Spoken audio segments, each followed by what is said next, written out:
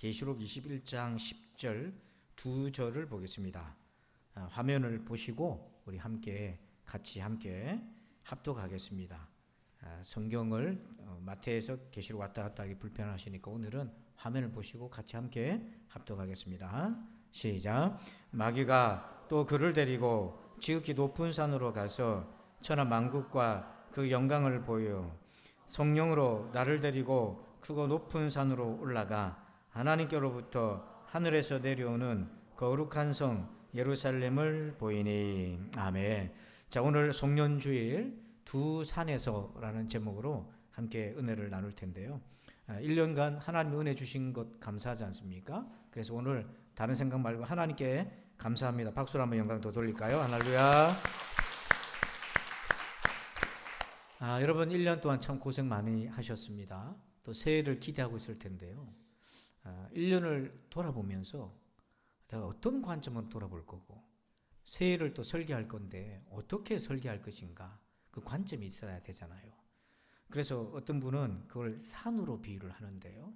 이게 이제 지형, 적합도 뭐 이런 표현을 쓰긴 하는데, 이 산의 그림을 잠깐 보시면 1번을 주목해 보면 처음 오르려면 2번 오르막으로 올라가야 되죠. 이제 그 올라가면 그 다음 3번이 보이고요. 그 다음 4번이 보이고, 또 힘든 여정이지만 5번과 6번으로 쭉 올라가는 길이 보여요.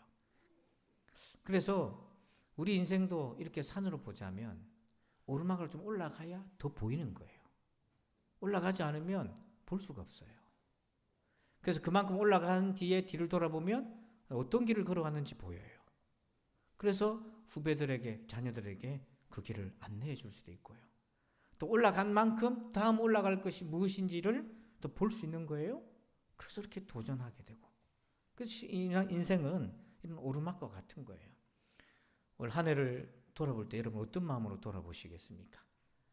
어떤 마음으로 여러분의 인생을, 한 해 동안의 인생을 평가할 수 있겠어요? 또 새해에 내가 목표를 세운다면 어떤 믿음으로 새해를 설계하겠습니까? 오늘 성경에서는요, 그 관점을 산으로 비유해 주십니다. 두 산이 나오는데요. 자, 마태복음 4장 8절을 먼저 한번 읽어봅시다. 시작. 마귀가 또 그를 데리고 지극히 높은 산으로 가서 천하 만국과 그 영광을 보여. 첫 번째는요, 안타깝게도 마귀가 데리고 가는 산이 있어요. 근데 그 산을 지극히 높은 산, 이렇게 표현합니다. 지극히 높은 산, 이걸 눈에 잘 담아 놓으세요. 계시록 21장 10절에 가면 성령께서 인도하시는 산이 있어요. 성령으로 나를 데리고, 어떤 산이죠? 크고 높은 산. 그래서 이 둘을 한번 비교해 봅시다. 이 둘을 비교해 보면 성경은 두 종류의 산을 얘기하는데, 하나는 지극히 높은 산, 또 하나는 크고 높은 산. 표현이 비슷한 것 같지만 본질적으로 완전히 다릅니다. 오늘 이 두 산에 내가 올 한 해 동안 어떤 산을 올라다녔는지, 오르고 있었는지 한번 여러분 자신을 잘 점검해 보시고 새해 내가 어떤 산을 향해 갈 것인지도 한번 잘 설정을 해봤으면 좋겠어요. 자, 이 지극히 높은 산과 크고 높은 산은 어떤 차이가 있나, 세 가지를 주목해 보셨으면 좋겠는데요. 자, 첫 번째는 1번 제목 읽어봅시다. 시작. 어디로 가는가? 목적이 달라요. 자, 마태복음 4장 8절에 보면 마귀가 인도하는 그 산을 보니까 지극히 높은 산이라고 표현을 했는데, 이거는 우연하게 나온 표현이 아니에요. 하나님을 흉내낸 겁니다. 이사야서 14장 14절에 보면 사단이 타락하는 장면이고요, 문맥상으로 보면 바벨론 제국이 교만해가지고 타락하는 장면입니다. 그때 이 교만한 이중 이 의미를 갖고 있어요. 사탄이 추락하는 의미, 또 교만한 바벨론이 망하게 된 의미, 그 두 가지를 담고 있는데, 뭐라고 교만을 했냐면 가장 높은 구름에 올라가. 그건 하나님이 계신 영역이라는 수사적 표현인데, 지극히 높으신 이와 높은 이와 같아지리라. 거기서 지극히 높은 이는 하나님을 뜻하는 거예요. 그러니까 마귀가 우리를 이끄는데 지극히 높은 산으로 갔다는 건 뭐냐면 하나님과 같아지는 산으로 데려가는 겁니다. 그럼 이 산이 뭔가? 이 산은 자아의 산, 자아 성취의 산인 거예요. 자기를 그만큼 높이겠고 하나님과 같아지겠다는 그런 거죠. 근데 여기에는요 함정이 있어요. 자, 마태복음 4장 3절에 이 산으로 인도하는 존재가 누구라고 되어 있어요? 시험하는 자. 마귀는 우리를 여기서 시험은 유혹, 죄에 넘어뜨린다 이런 뜻이거든요. 그러니까 우리가 자아성취의 산을 오르면서 필연적으로 당하게 되는 게 있는데 그런 사람들은 이 유혹과 죄에 빠지게 되어 있다는 거예요. 이 산에는 유혹이 있습니다. 곳곳이 유혹이 있어요. 예를 들면 권력을 뜻할 수도 있어요. 여러분 권력을 가지게 되면 사람이 이상하게 바뀝니다. 왜냐하면 권력의 특권을 누리게 되다 보니까 이걸 유지하고 싶어요. 놓고 싶지 않아요. 그리고 특권을 자꾸 누리니까 좋아요. 그리고 이거는 내 때만 끝나지 말고 내 자식에게도 물려주고 싶어요. 대물림을 해요. 그러다 보면 그 과정을 통해서 부도덕한 일을 범하거나 무리수를 뜨거나 지탄받는 일을 하게 되어 있어요. 자, 그 대표적인 사람이 누구냐면 초대 이스라엘 왕이었던 사울인데요. 자, 사무엘상 20장 31절에 보면 사울은 인복이 있었어요. 왜냐하면 다윗이라는 걸출한 인물이 사위도 되고 천부장도 되었거든요. 사울이 해결 못하는 문제를 다윗이 해결 다 해줬어요. 근데 다윗을 못 죽여서 안달이 났어요. 이유가 뭔가? 자기 아들 요나단 때문이었어요. 자, 이 31절은 사울이 요나단을 불러서 얘기하는 겁니다. 속 얘기를 드러내요. 이새의 아들이, 이거 다윗입니다. 이새의 아들이 땅에 사는 동안은 너와 요나단을 가리켜요. 네 나라가 든든히 서지 못하리라. 그러니까 사울은 이 왕위를 아들 요나단에게 물려주고 싶었는데 저 다윗 때문에 그게 안 되게 생겼다는 거예요. 요나단이 물려받으면 이제 뭐가 형성이 되냐면 왕조가 만들어져요. 사울의 왕조가 만들어져서 요나단의 아들이 또 왕이 되고 계속해서 계승해 가는 거예요. 이걸 유지하고 싶은데 다윗이 앞길을 막는 것 같으니까 다윗을 죽여야 되겠다고 하고 자기의 정당성을 아들에게 이렇게 설득을 하고자 하는 거죠.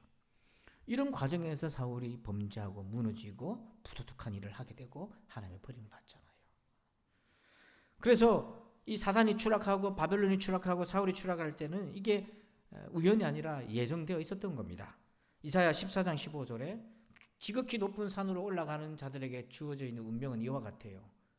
그러나 이제 네가 수월 곧 구덩이 맨 밑에 떨어짐을 당하리로다.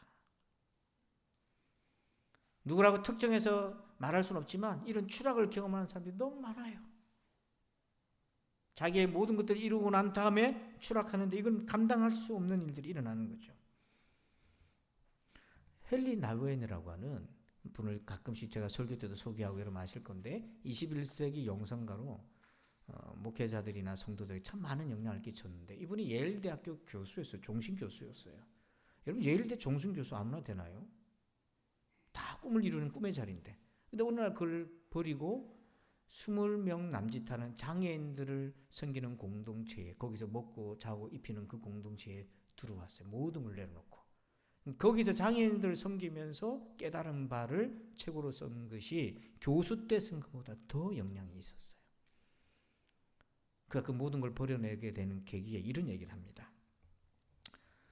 그 치열한 미국 주류 사회 속에서 어떤 것에 자기가 힘들었냐면 사방을 에워싸고 있는 암흑 세계에서 들려오는 목소리가 있는데 내가 형편없는 존재이며 성공의 사다리를 타고 올라가서 남보다 월등한 뭔가를 갖추어야만 비로소 훌륭한 존재가 될 수 있다고 하는 그 속삭임, 거짓 속삭임이 자기 마음을 너무 힘들게 했다는 거예요. 혹시 여러분 중에서도 그렇게 지쳐있는 분들은 없나요? 경쟁에서 이겨야 되고 우리 자식도 그래야 되고 그렇게 해야만 훌륭한 존재가 될 것 같다는 거죠. 좋은 대학교를 나오고 좋은 직장을 가지면서 그렇게. 근데 이렇게 되면 반드시 겪게 되는 증상이 있다는 겁니다. 그게 번아웃이라는 거예요. 마음에 인생의 열정이 꺼져버리는 거예요. 그 번아웃 증상이 세 가지가 나오는데 첫째가 정서적 고갈입니다. 심령이 메말라 버려요. 그 별것도 아닌데 날카롭게 변해요. 주변 사람 얘기가 귀에 들어오질 않아요. 누군가 얘기를 들을 마음도 없어요. 여백이 없어요. 마음의 공간이 다 사라져 버렸어요. 두 번째는 비인간합니다. 그럴 사람이 아닌데 사울 보십시오. 처음에는요, 내가 무슨 왕을 합니까? 겸손했어요. 근데 나중에 돌변하잖아요. 이게 뭐냐면 인격성을 잃어버리는 거예요. 세 번째가 뭐냐면 개인적 성취감 감소. 이게 뭐냐면 뭔가를 일을 해도 이제 안 기쁜 거예요. 실적을 내도 이제 기쁘질 않아요. 두려운 거예요. 다음에 또 해야 될 게 막 두려움으로 다가오는 거예요. 그러니까 누구든지 이 자아 성취의 산으로 올라가다 보면 반드시 그것을 겪게 돼 있어요. 그런데 하나님 인도하시는 크고 높은 산은 어떤가? 자, 10절 같이 한번 읽어볼까요? 시작. 성령으로 나를 데리고 크고 높은 산으로 올라가 하나님께로부터 하늘에서 내려오는 거룩한 성 예루살렘을 보이니. 아멘. 자, 거기에 크고 높은 산에 갔더니 보이는 게 있어요. 뭐가 보입니까? 거룩한 성 예루살렘이 보여요. 이 거룩한 성 예루살렘은 다른 말로 하면 하나님이 보이는 겁니다. 그게.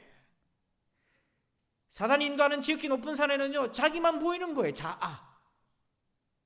그런데 크고 높은 산으로 올라가면 하나님이 거기에 보여요. 완전히 다른 거예요. 그래서 우리가 추구해야 될 목표, 크고 높은 산, 그 하나님이어야 한다는 거죠. 오늘 한 해를 돌아보면서 여러분 어떤 산을 오르고 계셨나요? 끊임없이 자기 자아를 이루어갔습니까? 아니면 어떤 모양이든지 하나님을 찾고 애를 쓰고 영광을 돌리려 했나요? 우리의 인생의 목적이 하나님이신가요? 사울이요, 왕이 되어서 패착을 갖게 된 이유가 있는데 그게 자기 뜻대로 해버린 거예요. 근데 참 이게 무서운 것이요. 겉은요 성공했는데 속은 실패한 거죠. 자, 사무엘상 15장 23절에 보면 하나님이 사울에게 블레셋과의 전투를 하라고 명령과 부탁을 했어요. 근데 전쟁에서 이겼습니다. 전쟁에서 이겼고 자아를 이루었어요. 그런데 하나님과의 관계에서는 실패해버렸어요. 그 이유가 뭔가? 15장 23절에 이렇게 되어 있잖아요. 중간에 빨간 글씨만 한번 보면 왕이 여호와의 말씀을 버렸으므로, 전쟁하는 과정에서 하나님의 말씀대로 안 하고 자기 뜻대로 해버린 거예요. 그걸 모르는 사람들은 야, 살왕이 대단하다, 이 전쟁에서 이겼다 하고 자기가 영광을 받고 자아는 성취됐는데 하나님은 그 순간 난 널 버린다 이렇게 해버린 거예요. 이게 제가 큰 걱정인 거죠. 우리 모두가 열심히 살아서 뭔가를 이루긴 했는데 하나님은 그걸 보면서 슬퍼하신다면. 그래서 한 번 더 사무엘이 얘기하죠. 15장 26절에 사울이 사무엘과 같이 가자 하니까 사무엘이 거절합니다. 나는 이제는 당신과 함께 하지 않겠습니다. 그 이유를 얘기하죠. 이는 왕이 여호와의 말씀을 버렸으므로. 그래서 나는 당신과 함께하는 것을 거부합니다. 사울은 그 길을 가고 사무엘은 그 길을 가지 않겠다는 거예요. 그래서 여러분, 지극히 높은 산과 크고 높은 산은 이렇게 목적이 완전히 달라요. 우리가 하나님을 목적으로 삼는다고 해서 뭔가 위대한 일을 이룬다는 건 아닙니다. 아주 작고 사소한 것이라도 그 속에서 하나님을 찾는 사람은 크고 높은 산으로 가고 있는 거지만, 하나님이 아닌 자기를 계속해서 찾아간다면 지극히 높은 산으로 올라가고 있는 거죠. 두 번째로요, 이 산에 차이가 있어요. 무엇을 보는가? 비전에서 차이가 납니다. 자, 마태복음 4장 8절에 보니까 마귀가 데리고 올라간 지극히 높은 산에는 뭐가 보인다고 되어 있어요? 천하만국과 그 영광. 이게 뭡니까? 이거를 밥 베킷이라는 분이 이렇게 해석해요. 권력이다. 근데 그 권력 안에 사단이 가지고 있는 인간의 조직과 정치 체제에 대한 합법적인 권세다. 이렇게 얘기해요. 여러분, 우리가 정치를 위해서 기도해야 됩니다. 정치는 가장 치열한 영적 싸움터예요. 사단의 손에 넘어가면 잘못된 법을 만들면 고치기 어려워요. 그래서 법을 만드는 데는 치열한 영적 싸움이 있어요. 가장 치열한 싸움이 있어요. 근데 마귀가 데려가면서 권력을 주겠다는 겁니다. 여러분, 권력은요, 어린아이도 갖고 있어요. 유치원 때도 권력이 있어요. 막 힘으로 해가 자기 뜻대로 해요. 형제간에도 싸우고 권력을 있어요. 그거는 이제 인간관계지만, 우리가 성인이 되고 교육을 받고 조직체에 들어가다 보면 지위와 이런 권력을 갖게 되잖아요. 그럼 거기에서 누리는 혜택들이 굉장히 많은 거예요. 근데 그 권력을 가지고 자기 자아를 위해서 달려간다면 이거 누가 막겠습니까? 근데 이 권력의 본질이 있어요. 그건 자신인 거예요. 마태복음 20장 25절에 보면 세베대 아들 야고보와 요한이 그 엄마가 두 아들 데리고 예수님께 와가지고 주님이 나라를 이루실 때 두 아들 좋은 자리 좀 주세요 부탁을 했어요. 그 얘기를 듣고는 제자들 간에 싸움이 일어났어요. 그래서 예수님이 제자들한테 이렇게 말씀하신 거예요. 예수께서 제자들을 불러다가 이르시되 이방인의 집권자들이 너희는 이방인이 아니지 않나. 하나님의 자녀로 살아야지. 이방인들은 뭘 주관하냐면 그들을 임의로 주관하게 하고 권력이잖아요. 주관이라는 단어를 통제라는 단어 뜻이에요. 자기가 통제하고 싶은 거예요. 이 사람 저 상황. 그리고 그 고관들이 그들에게 권세를 부리는 줄. 권력은 부리게 하잖아요. 권세를. 이게 부린다. 권세를 부린다는 것을 특권이라고 하고 그 헬라어 뜻 안에는 어떤 의미도 있냐면 영광이라는 뜻도 있어요. 전혀 어울리지 않겠지만 그 영광이라는 뜻이 있어요. 그래서 그 영광을 권력을 누리는 거죠. 그래서 자기가 통제하고 부리고 싶은 거예요. 이게 권력인 거예요. 어떤 조직에 가도 이 권력을 쥐게 되면 그걸 탐하게 되면 결국엔 그건 지극히 높은 산 자해산으로 올라가는 거죠. 그런데 크고 높은 산은 어떻습니까? 하나님 인도하시는 산. 자, 거기 뭐가 보일까요? 11절 한번 읽어봅시다. 시작. 하나님의 영광이 있어 그 성의 빛이 지극히 귀한 보석 같고 벽옥과 수정같이 맑더라. 아멘. 거기에 뭐가 보입니까? 하나님의 영광이 거기에 있어요. 하나님의 영광을 바라보시길 바랍니다. 보니까 완전히 달라요. 지극히 높은 산은 천하만국과 그 영광을 보였어요. 그 영광이라는 단어 안에 숨은 뜻이 권력과 특권과 이런 거잖아요. 자기의 자아를 이루어가는 거예요. 그런데 하나님 인도하시는 크고 높은 산에는 하나님의 영광이 있어요. 근데 여러분, 영광은 추상적으로 이해가 되잖아요. 근데 성경은 영광을 매우 구체적으로 이보다 확실하게 말할 수 없어요. 요한복음 1장 14절 같이 읽겠습니다. 시작. 말씀이 육신이 되어 우리 가운데 거하심에 우리가 그의 영광을 보니 아버지의 독생자의 영광이요 은혜와 진리가 충만하더라. 아멘. 아멘. 하나님의 영광은 예수 그리스도이십니다. 여러분, 예수님이 이 지상에 오셔서 인간으로서 활동하시고 사역하시고 일하셨잖아요. 그보다 더 구체적인 것이 어디 있습니까?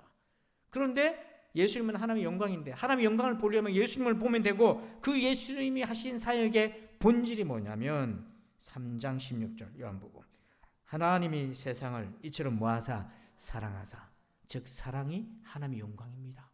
근데 그 사랑은 십자가에서 저와 여러분 100% 죄인인 저와 여러분을 희생하고 대신해서 돌아가신 사랑을 얘기해요.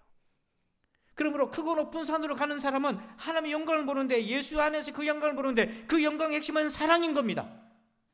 그냥 세상 사람들이 말하는 그런 사랑 아니에요. 하나님의 사랑이에요. 하나님은 사랑이지만 사랑은 하나님이 아닌 것입니다. 왜냐하면 왜곡되고 우염되고 변질된 사랑이 너무 많기 때문에 그래요. 그래서 크고 높은 산으로 올라가는 사람은 무슨 관점으로 보는가? 내가 얼마나 사랑하였는가? 또 새해를 바라볼 때 내가 어떻게 주님의 사랑을 내가 구현해 나가고 실천해 갈 것인가? 그 관점을 보는 겁니다.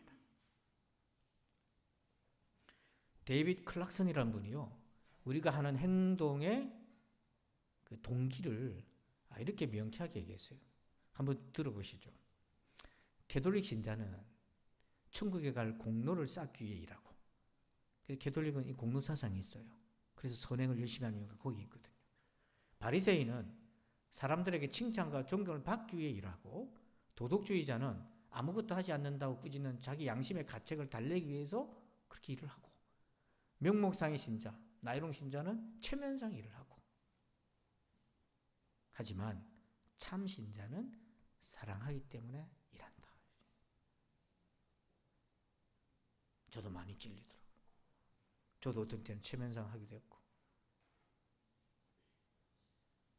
그래서 여러분, 저와 여러분이 같이 2023년도 내가 정말 사랑하기 때문에 일했나? 새해에도 내가 어떤 동기로 일을 할 것인가? 그게 하나님의 영광이거든요. 그 사랑이 없으면 하나님의 영광이 없는 거잖아요.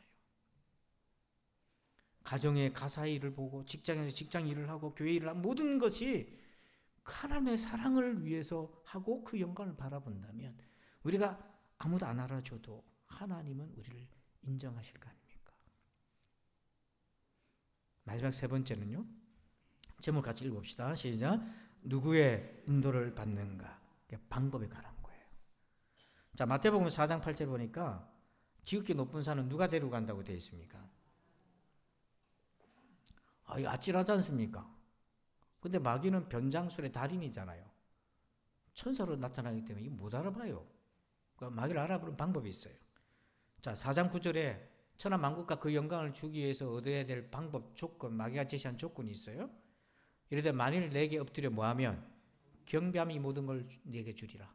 사탄 숭배를 하라는 건데, 여러분 여기서 사탄 숭배하라면 할 사람이 누가 있습니까? 아무도 없어요. 제가 믿기로는. 아무도 아멘 안 하는 거 보니까 제가 잘못 믿고 있나? 여기서 사탄 숭배할 사람이 있어요, 없어요? 아무도 없어요. 그럼 왜 저런 얘기를 하나? 저 말은 숨은 의미가 있어요. 뭐냐면 하나님 없어도 된다는 생각을 갖고 살게 만든다는 얘기인 거예요.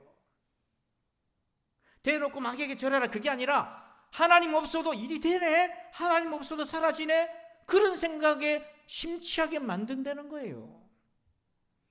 그래서 기도 안 해도 되네, 뭐 예배 빠져도 예배 안 드려도 괜찮네, 뭐 어느 순간인가 하나님 없이 산을 오르고 있는 거예요.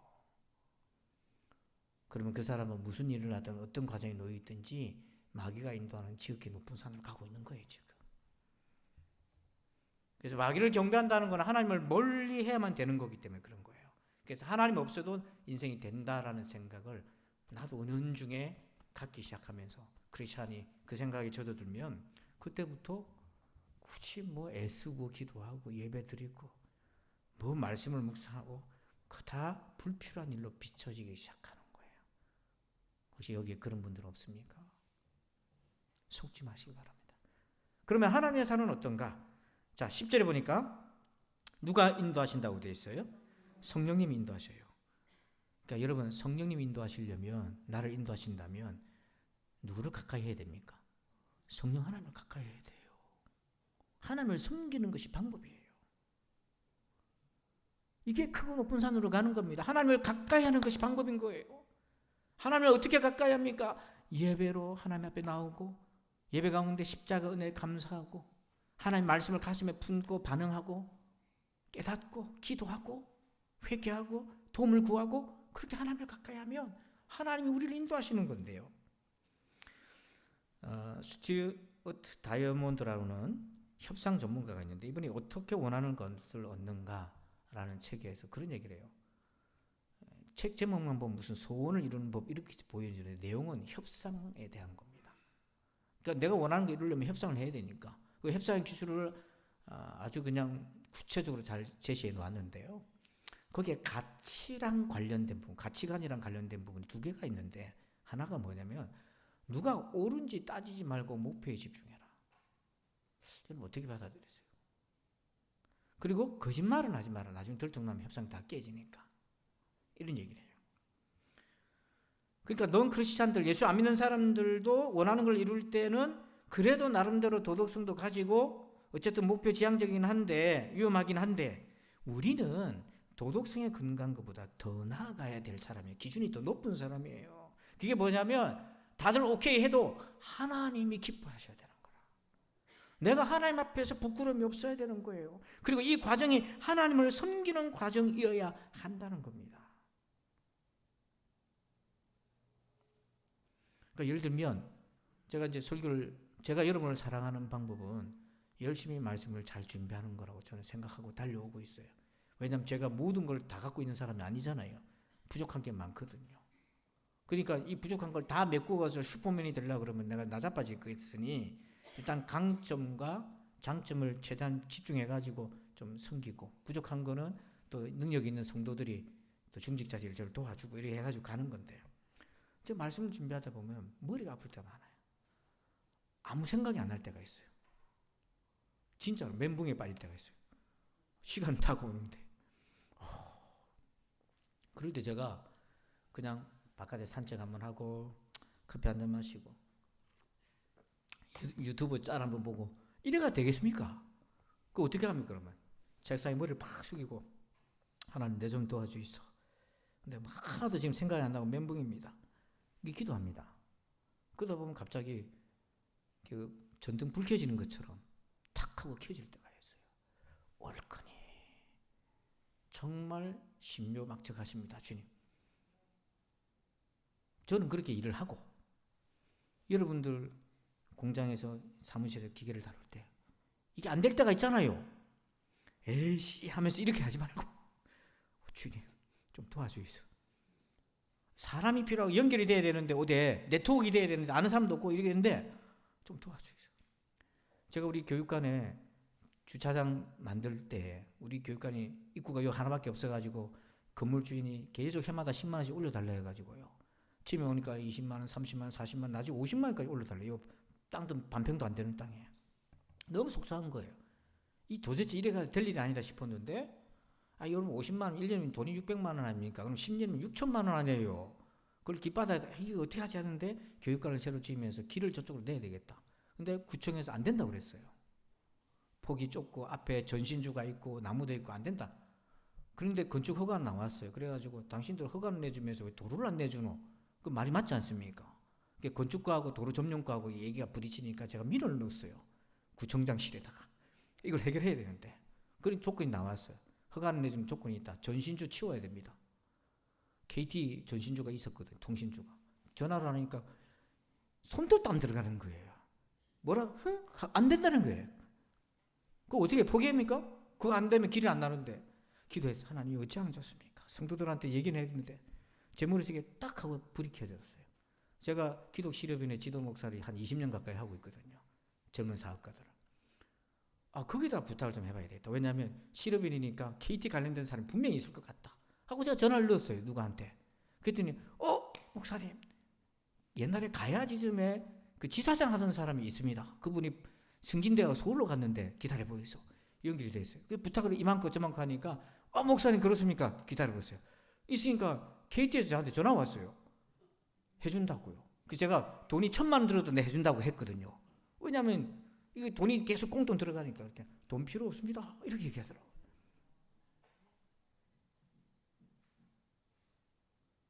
제가 그 KT 지사장을 왜 어떻게 합니까? 제가. 저는 SK에 있었는데 어떻게 알아요? 하나님이 인도하시면 그 모든 가정에 제가 그래서 이 길을 다닐 때마다 그 영적인 추억이 있잖아요. 하나님이 저렇게 길을 내주셔갖고 쫓긴 해도 꾸역꾸역 들어오기도 하고 나가기도 하고 동네 사람들도 이득도 보고. 여러분 방법이 하나님이어야 되는 거예요. 그렇다고 제가 다 잘하는 건 아닌데 방법은 하나님이셔야 돼요.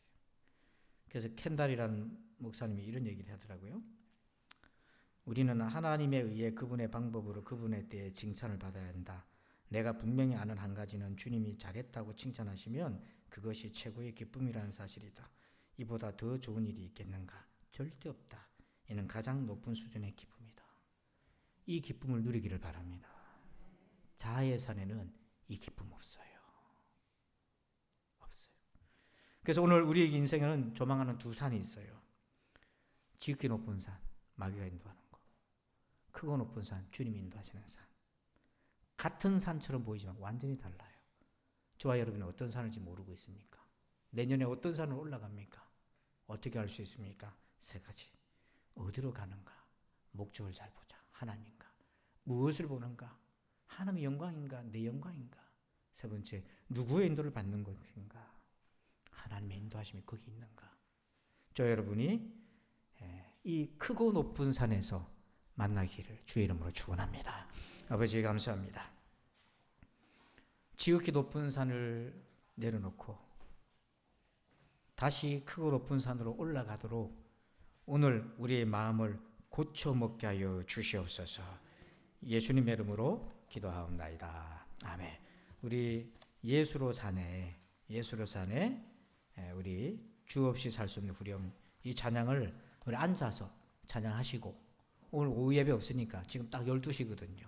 찬양 드리고 한 1분 정도 말씀 가지고 기도하고 축도로 마치도록 하겠습니다.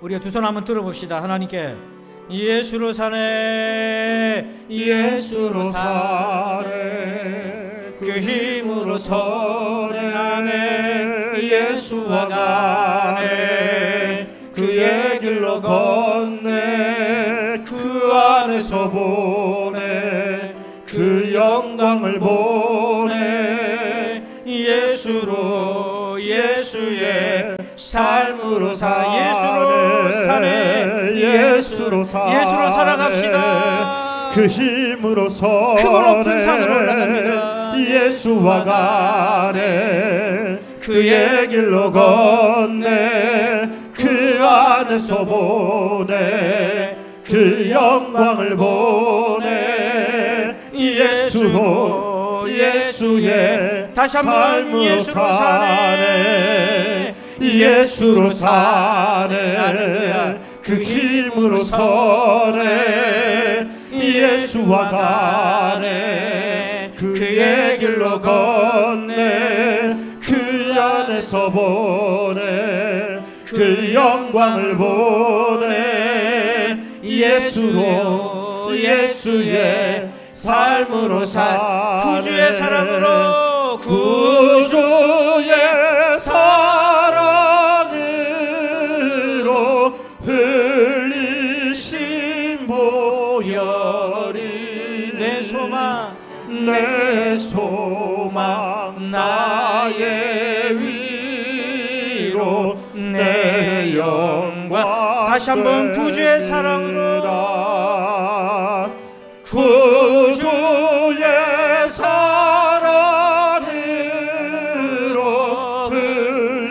흘리신 보혈이 아멘 아멘. 내 소망 나의 위로 내 영광. 내 주는 나의 생명 또 나의 힘이라. 내 주는 나의 생명 또 나의 힘이라. 주님을 의지하여 우리 끝으로 한 번 더 고백합시다. 내 주는 나의 생명 또 나의 힘이십니다. 내 주는 나의 생명 또 나의 힘이라. 주님을 의지하여 지혜를 우리 같이 기도합시다. 말씀 가지고 기도합시다. 아버지 하나님 감사합니다. 아버지 하나님, 우리가 크고 높은 산으로 가게 하여 주옵소서. 아버지, 마귀가 인도하는 지극히 높은 산, 아버지의 자아가 우상이 되는 그런 산이 아니라 하나님을 향하게 하여 주시고 하나님의 영광과 그 사랑을 보게 하시오며 하나님의 방법으로 살아가게 하여 주옵소서. 그래서 아버지 하나님, 아버지 그 산을 올랐을 때에 우리에게 찾아오는 허탈함이 아니라 하나님의 기쁨이 우리의 칭찬이 되고 우리의 만족이 되는 하나님 감사와 영광이 있는 산으로, 크고 높은 산으로 올라가게 하여 주시옵소서. 사랑하는 아버지 하나님, 우리 성도들 한 심령 붙들어 주셔서 아버지 하나님, 내가 지금 어떤 산으로 올라가고 있는지, 올 한 해 동안 내가 어떤 산을 올랐는지를 되돌아보고 새해에는 크고 높은 산으로 달려가는 우리 모든 신자로 삼아 주시옵소서. 오 주여, 홀로 영광 받으시옵소서. 오 주여, 홀로 영광 받으시옵소서. 사랑하는 우리 성도들 아버지 하나님이여, 심령을 새롭게 하여 주시옵소서. 새롭게 하여 주옵소서. 아버지, 주님 인도하여 주시옵기를 원합니다. 오 주여, 하나님 도와주옵소서. 주님 감사합니다. 아버지 하나님, 아버지 하나님 도와주옵소서. 주님, 우리를 붙들어 주셔서 지극히 높은 산을 속지 말게 하시고 크고 높으신 산, 성령이 인도하시는 산, 하나님의 영광이 있는 그 산, 하나님의 인도하심이 있는 그 산으로 가게 하여 주시옵소서. 그래서 아버지 하나님, 새해도 주님 만나는 기쁨으로 하루하루를 살게 도와주시고 우리의 처지 형편을 초월하여서 예수 안에 있게 하여 주옵소서. 이제는 우리 구주 예수 그리스도의 은혜와 하나님 아버지의 그 크고 놀라우신 사랑하심과 성령님의 감화감동 교통의 충만하심의 역사하심이 오늘도 크고 높은 산으로 향하기를 원하는 우리 모두들 위해 이제부터 영원토록 함께 계실지어다. 아멘.